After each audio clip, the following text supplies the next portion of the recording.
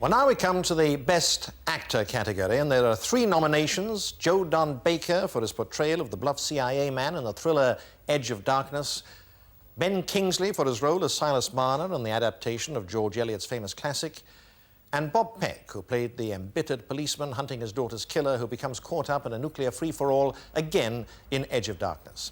And in this case, there are 2 winners. The award is shared jointly, first by Bob Peck, whom we'll be meeting later, and also by Ben Kingsley for Silas Marner. And now we move on to the award for the Best Drama Series. The nominations are The Beiderbecke Affair, Yorkshire Television, Alan Plater's offbeat mystery thriller, Bleak House, BBC Two, an adaptation of Charles Dickens' satire on the legal system, EastEnders, BBC One's hugely successful soap opera, Edge of Darkness, BBC Two's chilling nuclear thriller, and The Price, Channel 4, the story of a kidnap by Irish terrorists. And the winner is Edge of Darkness.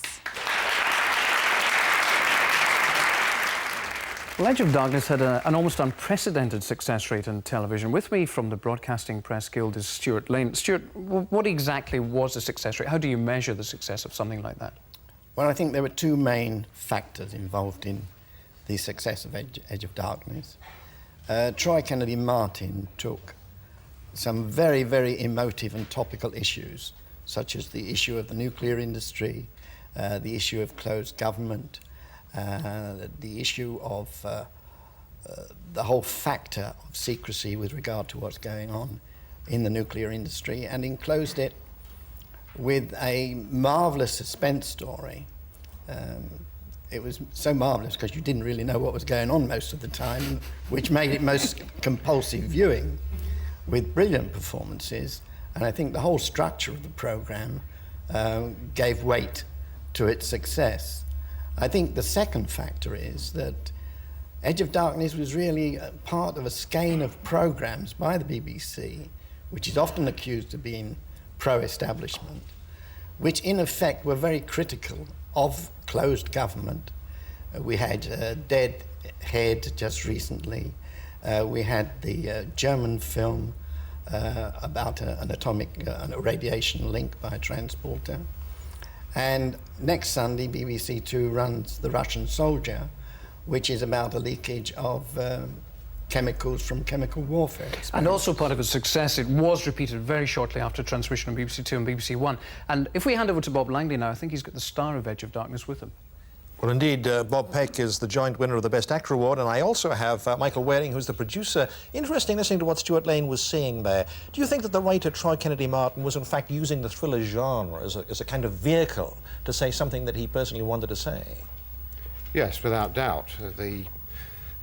I think the idea was really to use a popular genre like the thriller to articulate matters of contemporary weight, like the closed secret and indeed the nuclear side as well. In fact, yes. I remember one reviewer saying at the time, he said it erodes institutions which could be essential to our survival in the thermonuclear age. Now, do you think that events since it went out have really exonerated it in that sense?